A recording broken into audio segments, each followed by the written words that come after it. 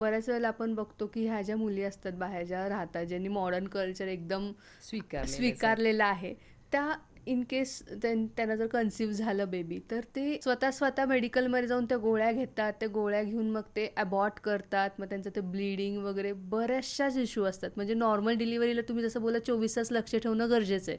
तसं ह्या मुली स्वतःच्या मनानेच काहीतरी उद्योग करतात. ते त्यांच्या जीवावरती कितपत बेतू शकतं? तुम्ही अगदी छान प्रश्न विचारलाय. म्हणजे कारण ह्याच्यात अगदी जीव घेणे प्रसंग पण येऊ शकतात ॲक्च्युली. प्रेग्नन्सी आहे आणि ते नको आहे, इथून सुरुवात होते स्टोरी. म्हणजे आता सपोज प्रेग्नन्सी आहे, एकतर आम्ही म्हणतोच कॉन्ट्रासेप्शन वापरा, त्याच्याशिवाय कॉन्टॅक्ट नकोच. बरं ठीक आहे, ऑन दॅट की तुम्ही नाही वापरलं, अनसेफ सेक्स झाला, त्याच्यात राहिली प्रेग्नन्सी, तर पहिल्यांदा you should go for sonography.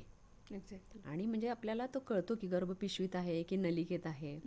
त्याच्यामुळं मग अशा काही पेशंटमध्ये समजा नलिकेत राहिलेला गर्भ असेल आणि ॲबॉर्शनच्या टॅबलेट घेतल्या, तर तो गर्भ फुटू शकतो आतल्यात आणि तो फुटून ब्लिडिंग होऊन शॉकमध्ये पेशंट जाऊ शकतात किंवा इमर्जन्सी कुठल्याही प्रकारची ऑपरेशन घ्यायला लागू शकतात. मग एक होऊ शकतं. दुसरीच गोष्ट, त्याच्याचबरोबर तुमच्या हिमोग्लोबिन किती आहे हे तुम्ही चेक केलेलं नसेल. ओके. शिवाय तुमच्या शरीरात म्हणजे तो किती वीक्सचा गर्भ आहे, तो 6-7 वीक्सपर्यंत आहे का, त्याच्यात कितपत ब्लिडिंग जास्त होण्याचे चान्सेस आहेत.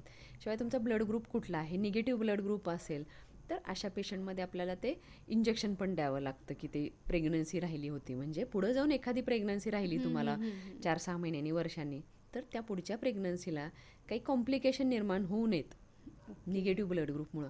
तर ह्या सगळ्या गोष्टी चेक करणं गरजेचं आहे.